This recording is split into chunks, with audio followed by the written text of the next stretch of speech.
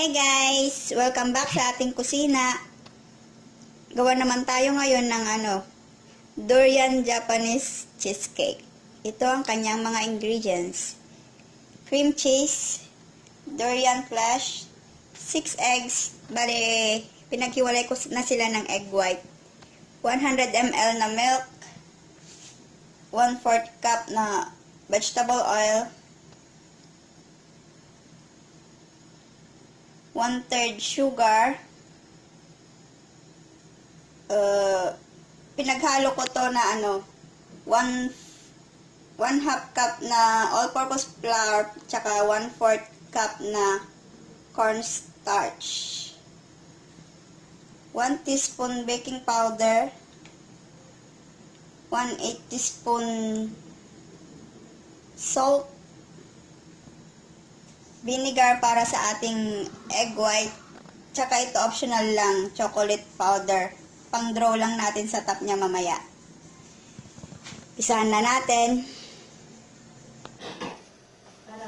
Ayan guys, nilagay ko na yung cream cheese dito. I-melt ko lang gamit ang water bath method. I-melt natin siya. Mainit to yung tubig dito sa pot.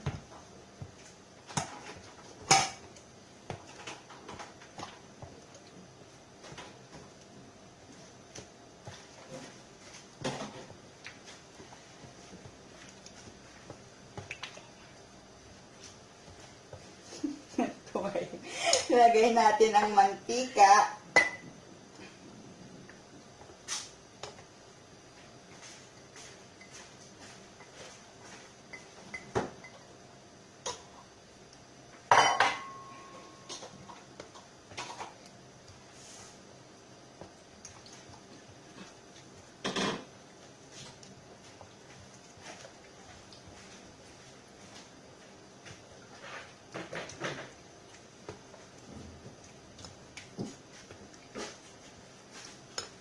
Kalahati ng ating asukal.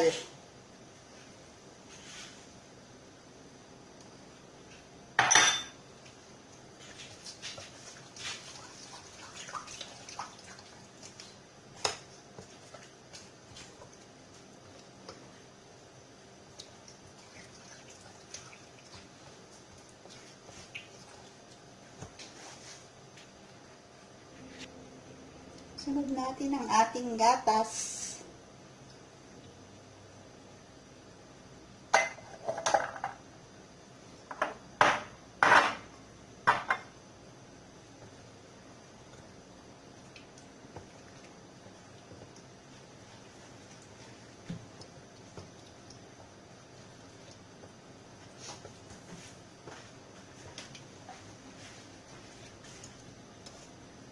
Oops.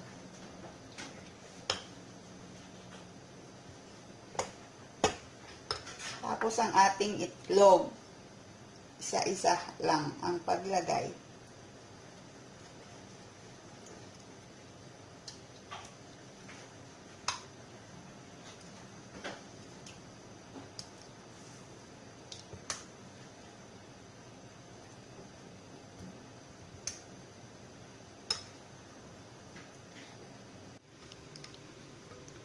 Haluin lang natin siya ng mabuti. Inalis ko na siya sa water bath. Inalis ko na. Ihahalo ko na lang tong flour tsaka durian. Halikan ko kayo. Halikan ko kayo. Ilagay natin ang ating flour. Asukal tsaka baking powder.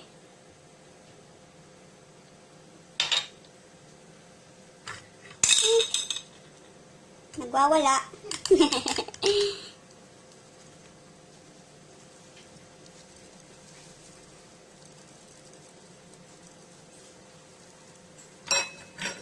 Haluin lang natin siya, guys.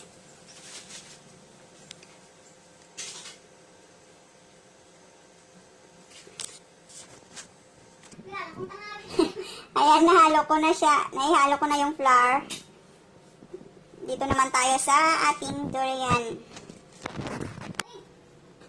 Salain natin siya para maging pino. Tsaka natin ilagay dito sa ating butter. Balikan ko kayo.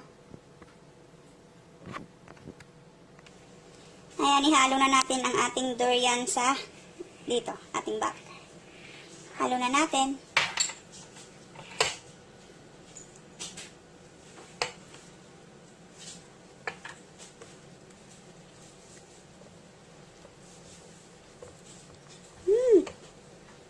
That smell.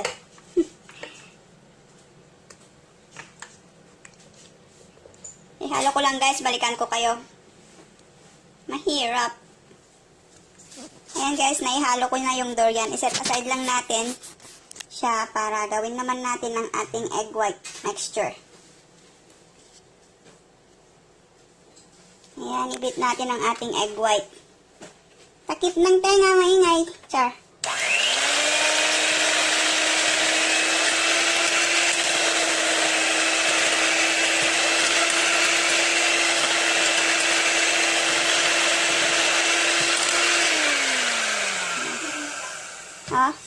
Lagyan natin siya ng vinegar dahil wala akong cream of tartar. Vinegar ang aking ilalagay.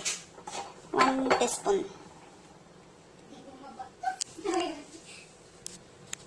Ulit natin, nalagyan ko na siya ng vinegar.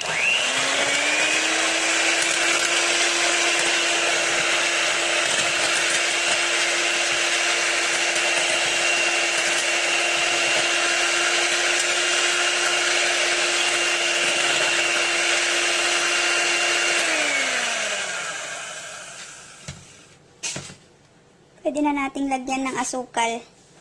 Gradually add sugar. Huwag isahang bagsak. Baw.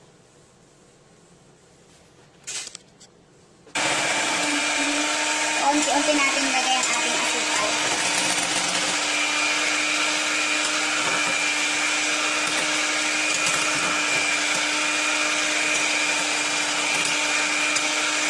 Guys, wala pala akong vanilla. Sorry. Kulang. Pero okay pa rin naman ang lasa.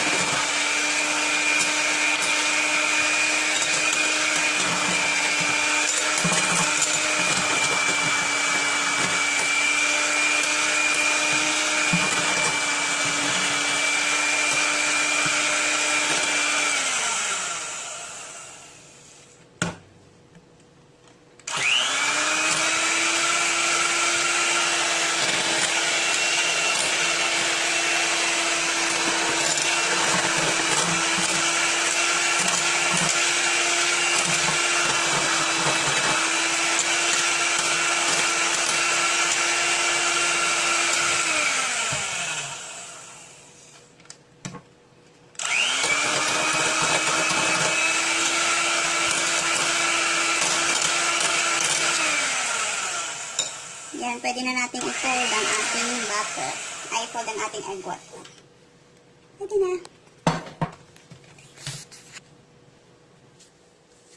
Ayan, maghalo na tayo. Maliit ang aking haluan. Char. 1/3 lang muna. At dahil maliit, lilipat natin mamaya. Maliit na yan. Dahan-dahan lang ang pag-fold, guys. Kung gusto mong maging chigli ang iyong cake, charot. Char-char lang yun.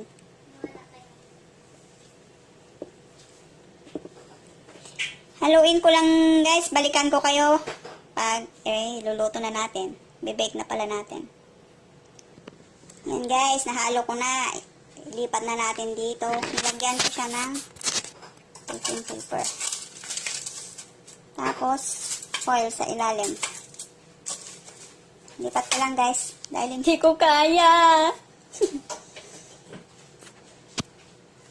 Ayan na siya. Itatap ko lang siya para mawala yung bubbles.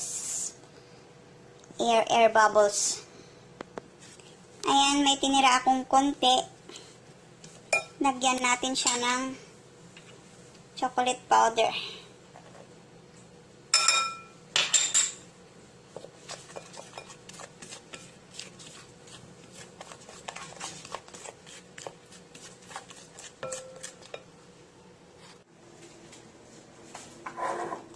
ilagay natin sa ziploc bag ang ating mixture na may chocolate.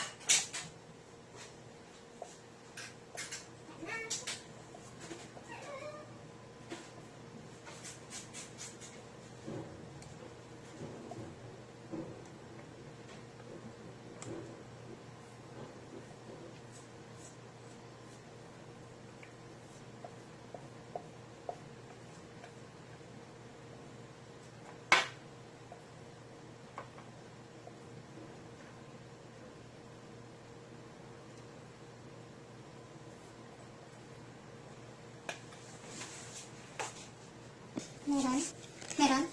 Ayan, drawingan na natin siya. Gamit ang ating chocolate. Hindi ko pa alam kung anong i-drawing ko. Dahil ganun.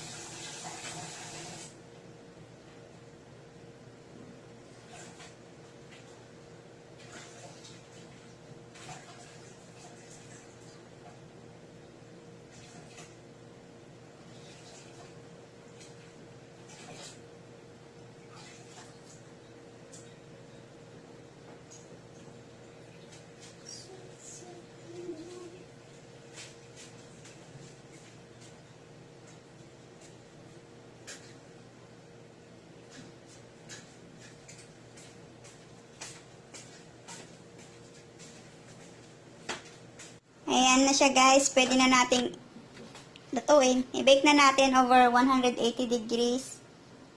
Oh no, 280 degrees for 18 minutes. Tapos 160 degrees for 30 minutes. Lagyan na natin sa oven. Pakita ko sa inyo mamaya pag luto na. Bye! Hey guys, ito na luto na ang ating Durian Japanese Cheesecake. Charot. Ito na siya.